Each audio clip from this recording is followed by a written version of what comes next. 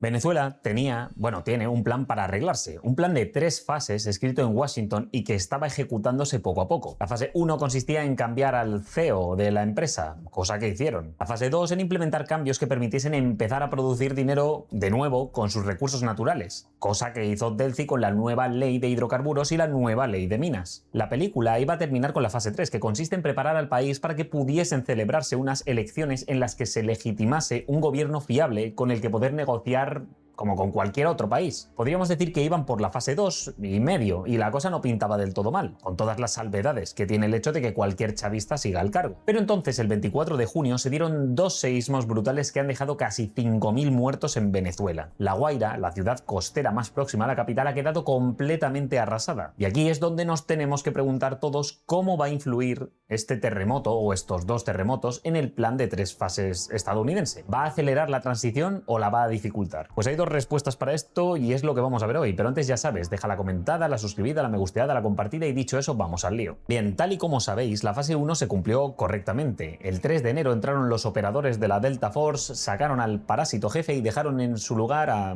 sus lugartenientes para dirigir el cotarro. Ya solo esto implica un cambio de régimen y tranquilos que lejos de mi interés queda el blanquear a los siniestros hermanos Rodríguez. Si digo que hubo un cambio de régimen, no es porque el chavismo haya desaparecido con Delcy, sino porque de facto la cúpula chavista que está ahora tiene una orientación y unos intereses distintos a la que estaba cuando dirigía Maduro. Los hermanos tienen su propio plan para enquistarse, pero han entendido algo. Y es que para sobrevivir solo tienes que ser extremadamente útil para los yanquis. Y esta utilidad pasa por ser un puente entre lo que quieren los estadounidenses y los estadounidenses. Porque la administración Trump está partida con esto. Tienes al ala dura de Marco Rubio queriendo erradicar a la enfermedad chavista del planeta, pero también tienes al ala blanda, los de J.D. Vance de toda la vida, que solo quieren hacer negocio. Y claro, para ellos, en tanto des resultados y no seas demasiado problemático, pues no es necesario meterte en jaleos. Lo que ambas alas comparten es la parte de que el país se abra al comercio en sus propios términos. Y eso los Rodríguez lo están haciendo extremadamente bien. Cuando no habían pasado apenas unos días desde la captura de Maduro, Delcy ya estaba aprobando una nueva ley de hidrocarburos que facilitaba la explotación del petróleo venezolano y la entrada de empresas extranjeras a la fiesta. Yo quiero anunciar que hemos traído el proyecto de ley de reforma parcial de la Ley Orgánica de Hidrocarburos para incorporar los modelos productivos que están en la ley antibloqueo sean blindados en nuestra ley de hidrocarburos. Esta jugada era precisamente para demostrar a Washington que podían pedir lo que les saliese de las pelotas, que ellos lo podían sacar adelante en cuestión de segundos. No hay que negociar con distintos diputados en Venezuela ni competir con distintos lobbies para aprobar las leyes que quieran sacar. No hay que esperar tediosos plazos entre que se presenta un anteproyecto de ley, se lee, se vuelve a leer, se enmienda, se reenvía para revisión y se da voz a organizaciones sobre el impacto ecológico y todo lo demás. Tú le dices a Delcy, necesito una nueva ley de hidrocarburos y en apenas 3 días desde que has capturado al anterior dictador, Delcy te la saca. Al fin y al cabo, el chavismo tiene una asamblea al estilo norcoreano. Todos son ratas agradecidas que votan que sí a lo que sea que se les diga. Con la señal de costumbre, queda aprobada por unanimidad. En consecuencia, se sanciona la ley de amnistía para la convivencia democrática.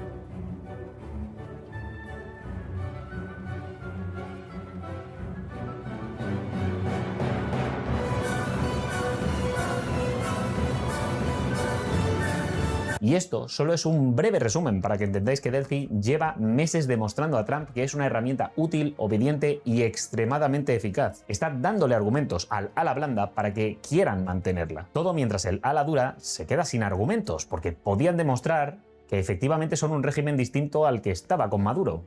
Técnicamente. Que sí, que es muy dictatorial y dispuesto a pasarse los derechos de sus ciudadanos por el forro de los huevos, pero la lectura de los Rodríguez es que a los yanquis eso les daría completamente igual en tanto siguiesen siendo útiles tal y como os estoy diciendo. Es como el Deng Xiaoping en China con sus trabajadores cuando convenció a todos de que fuesen a montar sus fábricas ahí. Me suda el bienestar de mi gente, y a ti también, así que ven, monta tus fábricas y despreocúpate por los derechos laborales. Si yo tengo chinos como para enterrarte. ¿Qué pasa? Que dentro del cálculo de Delcy se tiene que tener en cuenta que en Estados Unidos la población latina tiene su relevancia en las elecciones. Y a la gente latina que reside en Estados Unidos no le va a gustar que se haga negocio con un país tan cercano como es Venezuela, donde una dictadura sigue apretando a la población. Bueno, y del que muchos ciudadanos estadounidenses seguramente emigraron por necesidad. Pero bueno, sea como fuere, antes de correr hay que andar, y Washington, por puro pragmatismo, ha dejado al aparato chavista donde estaba tras cumplir con la fase 1. De nuevo, Fase 1. Estabilización. Que no haya vacío de poder, que el ejército no se parta en dos, que el Estado no caiga por completo. Por eso no tocaron al esqueleto, primero que el país no reviente, y luego ya cambiamos al régimen. La fase 2 sería la recuperación. Petróleo, inversión extranjera, reestructuración de la deuda, liberación de presos, reconciliación, la parte económica para que quien sea que mande luego, pues tenga un proyecto con el que tirar para adelante. Y la fase 3 sería la transición democrática, y esto implica un Comité Nacional Electoral nuevo, tribunales nuevos, garantías, partidos, prensa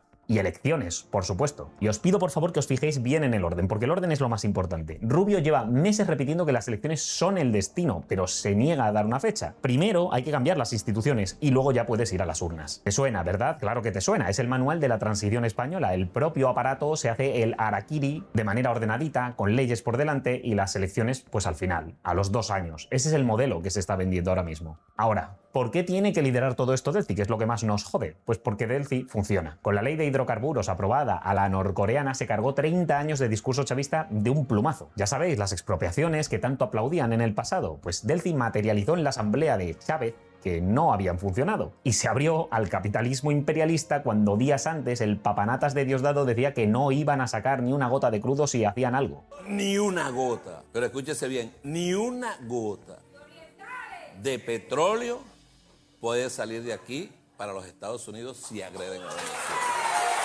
Ni media gota, en ninguna circunstancia. No puedes estar 5 minutos sin hacer el ridículo.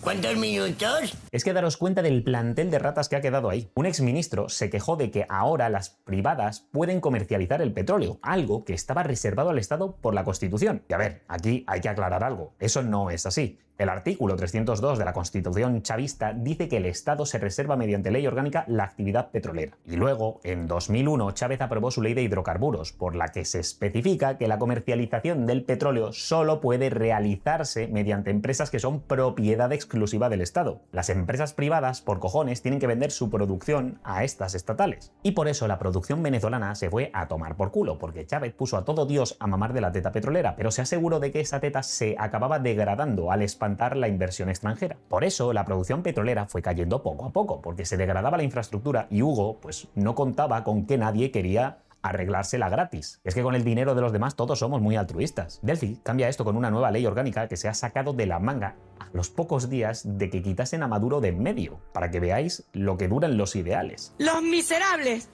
quedarán enterrados. Y no paró con los hidrocarburos. En abril tenéis Ley de Minas nueva, con 131 artículos que deroga a la de 1999 de Chávez, con concesiones de 30 años prorrogables 2 veces por 10. Además, incluye unas regalías también de hasta el 13%, que esto, para el que no lo sepa, es lo que la empresa pagaría al Estado por el mineral que extrae del país. Es decir, capital privado y extranjero motivado a sacar oro venezolano que el Departamento de Estado valora en unos 2.200 millones de dólares al año. Y yo pensando que os lo habíamos quitado todo. Si es que la propia Delcy dijo que lo mismo que había aprobado para los hidrocarburos quería probarlo para la minería, y ahí lo tenéis. O sea, la señora está demostrando que puede ser un proxy estadounidense de manual. Cumple, firma lo que le ponen por delante y además lo hace a la velocidad de la luz.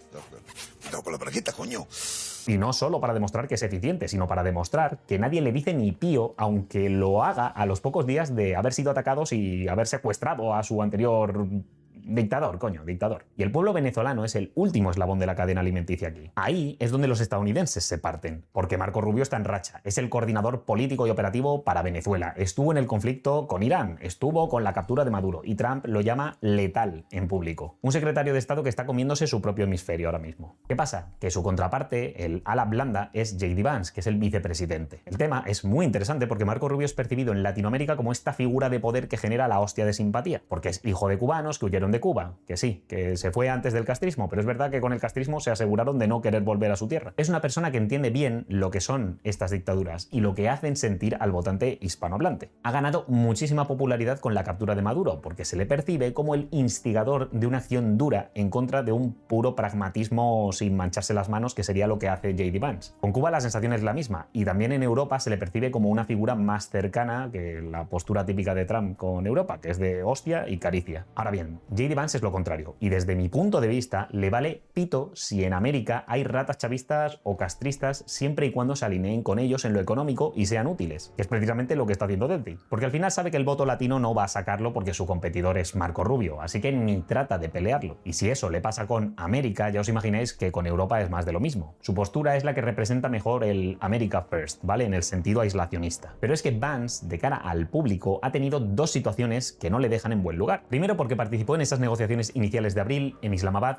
con Irán para terminar la guerra. Se dice que estuvo consultando a la Casa Blanca constantemente, que oye, es normal en algo de este calibre, pero se usó para desprestigiarle como diciendo que no tenía capacidad de decisión real. Luego apoyó el memorando aquel en junio que abría la puerta a un fondo de 300.000 millones para reconstruir Irán tras la guerra. Y aquí yo quiero matizar algo. Yo creo que cuando termine la guerra van a montar un fondo de este estilo sufragado mayormente por los países del Golfo. Y es precisamente parte del plan yanqui para meterse en Irán y controlarlo con dinero. Es el clásico te destrozo hasta los cimientos y luego te meto un plan económico del que nos hacemos cargo mis colegas y yo para arreglarte. ¡Perro estúpido! ¡Me obligas a ser malo!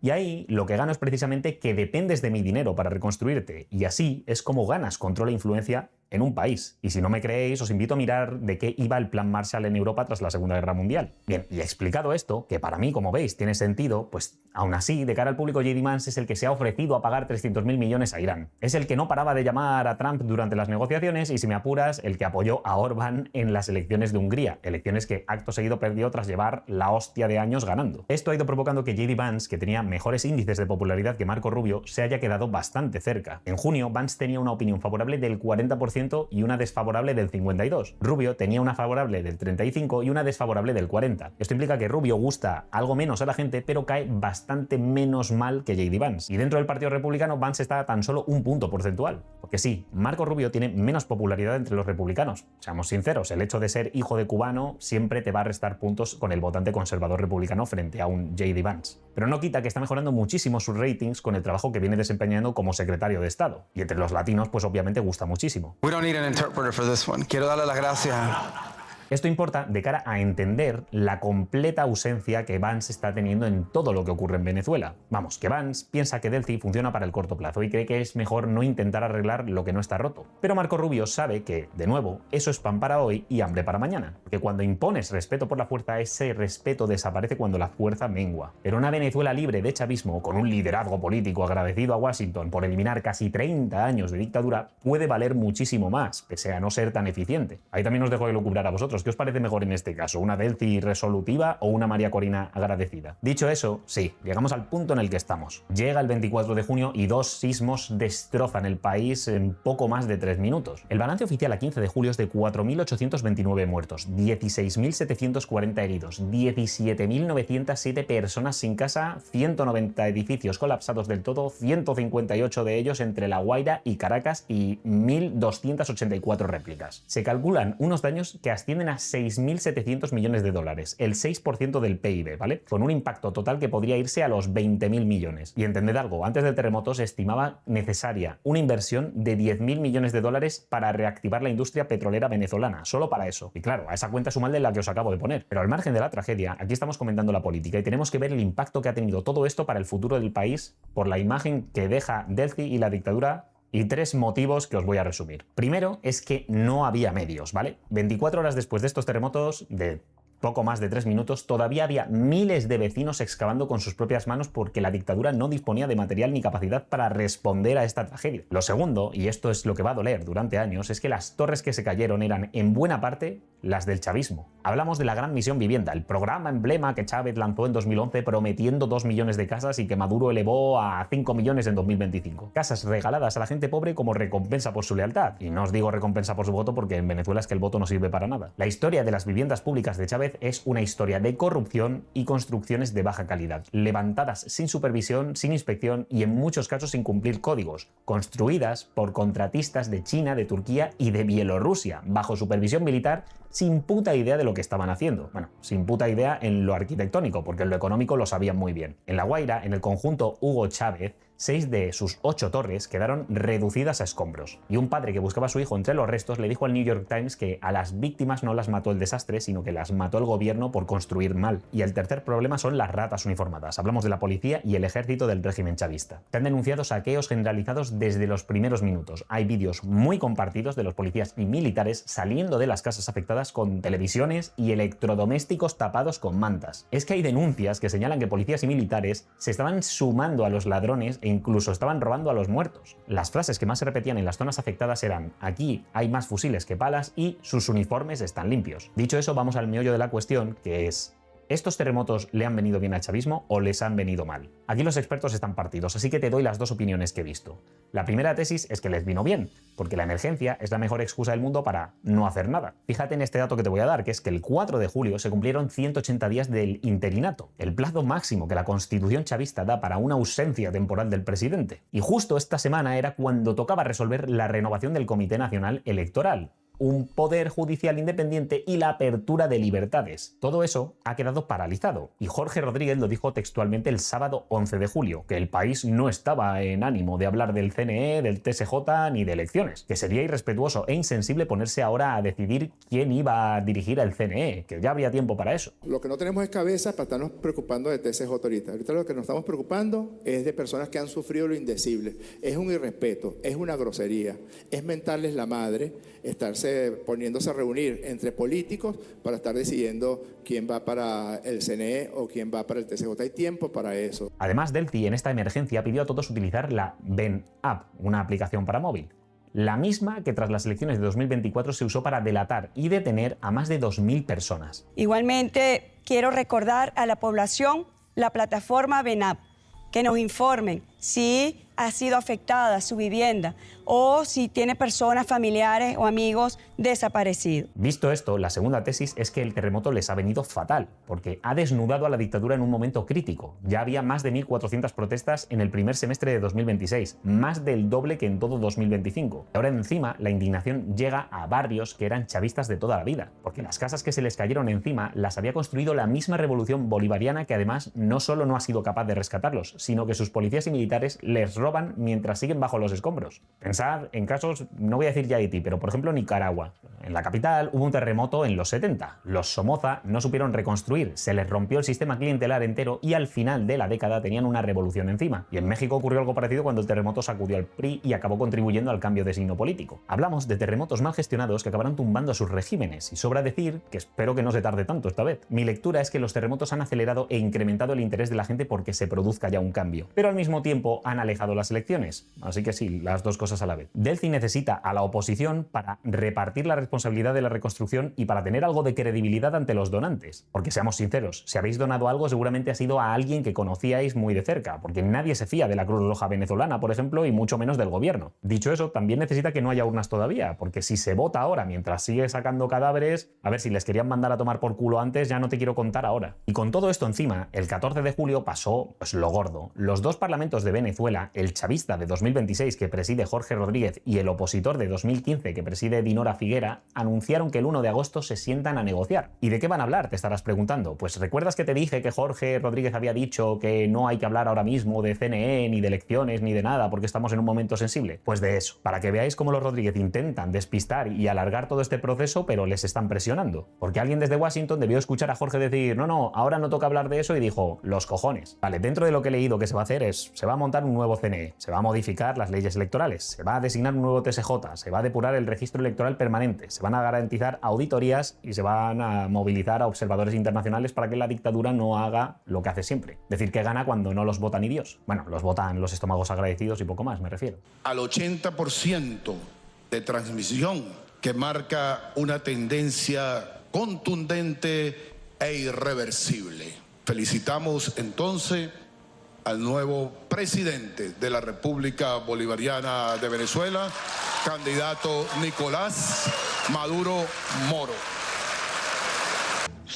No sois ratas, sois las bacterias. de las ratas. Y esto técnicamente es entrar ya en la fase 3 del plan de Marco Rubio, el que ya mencionó hace unos meses. Pero antes de que lo celebréis, los analistas están apuntando a 3 agujeros que hay que resolver. Uno es que no hay fecha de elecciones, ninguna, ¿vale? Figuera dice que la prioridad es renovar a los árbitros antes de fijar cualquier votación. Ella había hablado de dar resultados en diciembre de 2026 y eso ahora mismo se ve muy jodido. Es comprensible, pensad que el CNE viene avalado por el chavismo que gana en todas las elecciones y con Zapatero diciendo que todo se hizo bien. Lo segundo es que no hay acuerdo sobre quién va a gobernar durante la transición. Y lo tercero, y más gordo para mí, es que María Corina Machado no está ni sobre la mesa. Dinora Figuera volvió a Caracas el 18 de junio tras 8 años de exilio, con el respaldo de Washington, y se reunió con Jorge Rodríguez. Esto es 6 días antes del terremoto, y su designación dejó atrás a María Corina Machado, que semanas antes había anunciado en Panamá que pensaba liderar ella las negociaciones. Machado, pensad que sigue fuera desde diciembre y ha intentado volver tras el terremoto. Denunció además el 29 de junio que le habían cerrado el espacio aéreo comercial y cancelado todos sus vuelos. Y según el Wall Street Journal, fue el propio gobierno de Trump el que impidió que ella regresase, por miedo a una crisis política. Todo esto se debería a que en Washington piensa que María Corina pondría en riesgo la fase de estabilización, ya que no sé, la gente la vería y canalizaría todo el descontento que hay contra el régimen. O sea que la líder de la oposición, la Nobel de la Paz, sería un problema logístico para el plan este de 3 fases. Según algunos, esto implicaría que el ala blanda, la de J.D. Vance, estaría ganando el debate por ahora, porque los yanquis estarían interesados únicamente en la producción económica y nada más. Claro que para mí no es tan así porque no estaríamos hablando de elecciones ni de cambios en el CNE, así como observadores internacionales. Por mucho que Trump diga que Delcy hace las cosas bien, se están dando pasos para unas elecciones supuestamente limpias esta vez. Dicho eso, Machado y Edmundo convocaron una reunión de urgencia de la plataforma unitaria el 15 de julio para enterarse de qué cojones había firmado Figuera con Jorge Rodríguez cuando se reunieron, ya sabéis, los días antes esos del terremoto.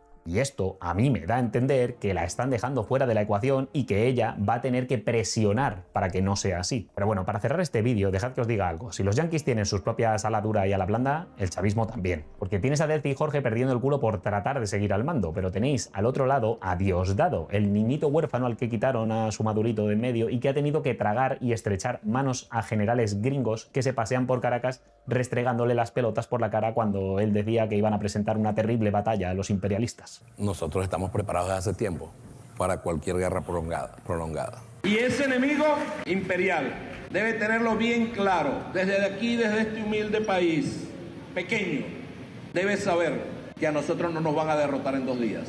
Si se meten con Venezuela, esa guerra no va a durar 2 días, ni 3, ni 4, ni 5. Serán 100 años de guerra, pero los vamos a derrotar, los vamos a vencer. Por supuesto, consternado, golpeado emocionalmente, y uno pudiera decir, en el mejor de los usos de ese término, con mucho temor por la desproporción de los ataques contra nuestro país. Diosdado tiene 25 millones de dólares de recompensa por su cabeza y ahora mismo está tratando de ser útil para que nadie intente cobrarlos. Está manteniendo a las ratas armadas controladas en tanto prepara a su hija para tratar de ser la sucesora de Maduro, visto que el hijo de Nicolásito, pues tiene lo justo para no cagarse encima y poco más. Que si se diera el supuesto negado de mancillar el suelo patrio, los fusiles llegarían a Nueva York, señor Trump. Llegaríamos y tomaríamos la Casa Blanca, porque esto de Vietnam quedaría pequeño, como dirían mis antecesores. Según el New York Times, Diosdado está promoviendo a su hija, Daniela Cabello, como candidata del partido gobernante en unas futuras elecciones. Típico caso de nepotismo chavista en un régimen socialista. Porque Daniela tiene más disfraces que Mortadelo. Ha sido cantante, productora del programa de su padre Con el Mazo Dando y presidenta de fundaciones chavistas. Sí, soy la única mujer venezolana que se maquilla. Y aquí voy de nuevo para mostrarles un día completo conmigo. En febrero, por los cojones, se la nombró ministra de Turismo. Y lo mejor es que a todo esto está sancionada por el Departamento del Tesoro estadounidense desde 2024 por apoyar actos antidemocráticos. Pues a esta tipa es a la que Diosdado quiere colocar como candidata para tratar de sobrevivir a las 3 fases. Según dice Diosdado, su hija tiene mejores perspectivas electorales que Delcy. Tócate los cojones, pero si es que hasta yo tengo mejores perspectivas electorales que Delcy y seguramente que tu hija, Diosdado. O sea, ¿qué me vas a poner a mí también? Vamos, que el terremoto tal vez haya retrasado las elecciones, pero desde luego también ha provocado que el ala dura tenga un argumento para empezar a purgar el CNE cuanto antes de cara a esas elecciones. Y de por medio parece que están tratando de dejar a María Corina atrás, lo que a su vez puede provocar precisamente que ella fuerce su llegada al país este mismo julio que no la dejen de lado. Aunque bueno, yo te cuento esto sin tener ni idea del asunto, así que trata de ilustrarme tú en comentarios. ¿Crees que podrán purgar el CNE o los chavistas se enquistarán y harán lo de siempre de todos los años? ¿Veremos anunciadas unas elecciones dentro de poco? ¿Viajará María Corina finalmente al país? Y lo más importante, ¿cuándo van a darse cuenta de que tienen que desmantelar la policía y el ejército chavista para que estas ratas no secuestren el país después de las elecciones? Te leo. Suscríbete y hazte miembro, que ayuda mucho al canal. Echa un ojo a los vídeos para mantenerte en el debate y nos vemos la próxima. Hasta luego.